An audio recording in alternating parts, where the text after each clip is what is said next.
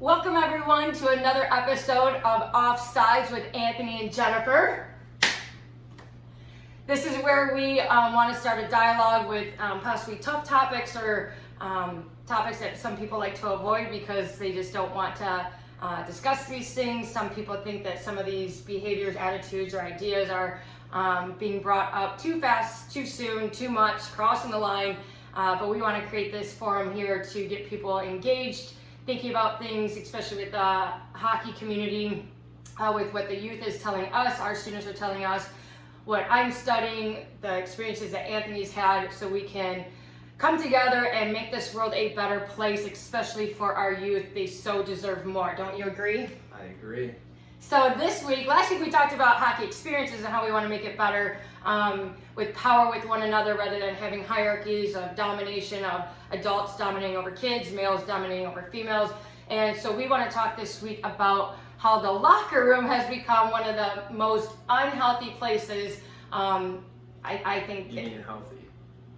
it's not healthy. It's not. So we want to discuss not only what we're hearing from parents, students, and then Anthony's personal experience as well, which you can't deny that. So your locker rooms were healthy? No. No, they were not. So were coaches, adults engaged with you, helping you become a better human being, or were they just completely hands-off, disengaged, allowing you all to run amok in the locker room? No, it was definitely in middle school when the coaches definitely started getting out of the locker rooms more, and like I said yesterday, there was no supervision whatsoever. So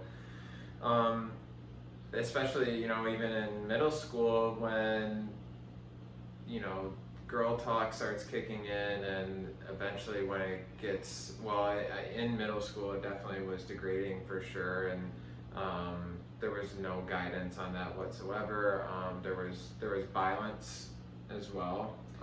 Yeah, we're hearing a lot more about bullying going on, physical, physical abuse, fights happening. Obviously, you just mentioned about the degrading and objectification of girl talk, especially since the iPhone has come out. I just realized, through Gail Dines, I just remembered that the iPhone didn't come out until 2007, and that's what's really escalated the porn probably being passed around, images of girlfriends, talk of girlfriends. We even had a player this year finally open up about how if you're the last one to lose your virginity on the team, you have to pay us, $20, which is just, this is mind-blowing to me, mind-blowing. This is so unhealthy and so unfair on both ends of the spectrum, like we talked about last week. I believe we believe boys and men deserve better than what the pornographers and patriarchy is teaching you. This way, male supremacy, and then just with the girls, the sexual abuse and the harm, the emotional harm, the spiritual harm, the physical harm on them. So what would you have wanted better?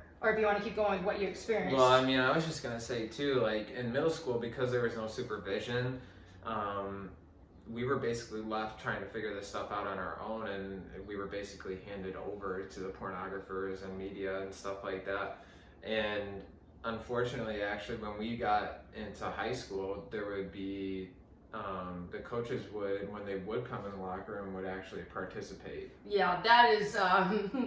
And where did you go to school? Catholic Central. Catholic Central. Even those coaches would participate in the sexism, misogyny. You actually even said he was a womanizer, I believe. Like one of your coaches, just being a womanizer, just objectifying girls, and that's the example that Anthony's had, unfortunately, and what's going on in this world. And so I know what I would want differently, especially as a female living in this world, which is why we're speaking out about this stuff, but what would you have wanted differently? You said that you were just kind of handed over and we had driver's ed for 2 weeks, and yet when it comes to healthy sexuality and relationships, it's hands off. Well, and that's in one of the groups that I'm a part of right now called the Men, the leader, Ricky Houston, talks about you don't just tell your kids, hand them the keys to a car and tell them to go drive it without any experience, and that's what we're doing with sexuality. But what I would have wanted differently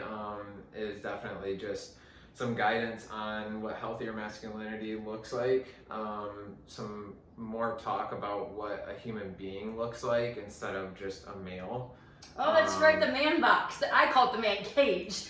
So let's go down this. What, as a hockey player, as a male, what were you being taught? Masculinity. What did you have to do to prove your masculinity?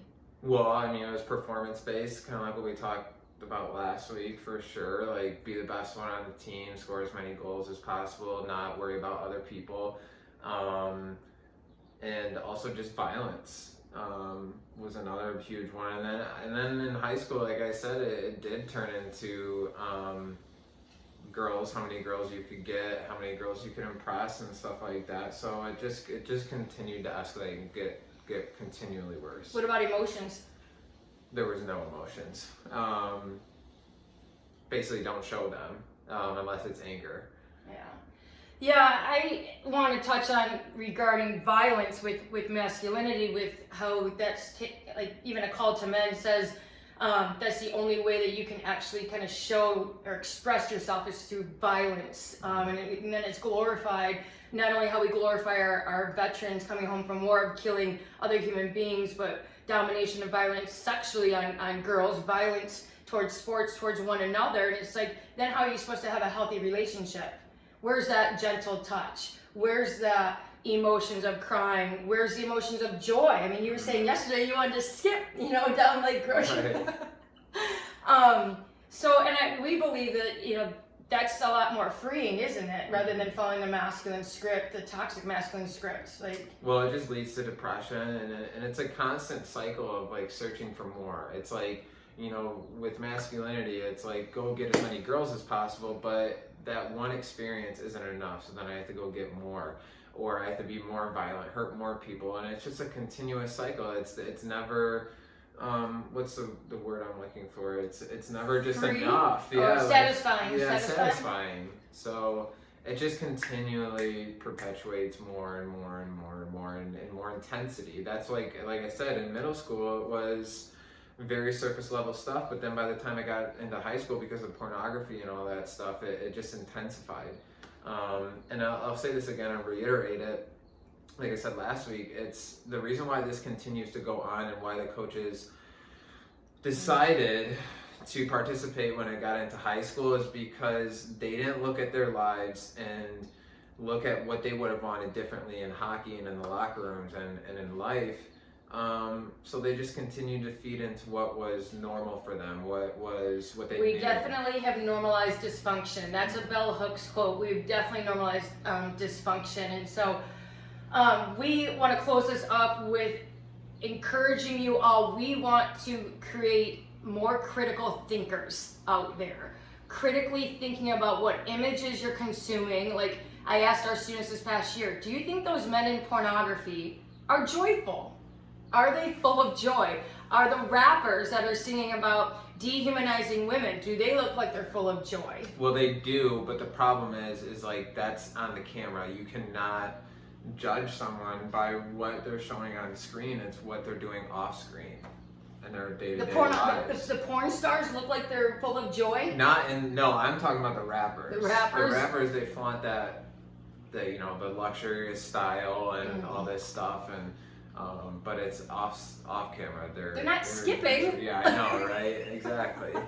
So we want to again encourage you to critically think about what you're consuming. Consider before what you consume. And again, about the locker rooms, please, we need more adults engaged with the youth. We need them with talking openly about sexuality, about healthy relationships, being an example of gentle touch, to these players, rather than just screaming at them and punishing them and telling them to sit down and shut up. So it's so much more freeing, not only for them, but for you as well. So thank you again for joining us with Offsides with Anthony and Jennifer, and we can't wait to see you next time.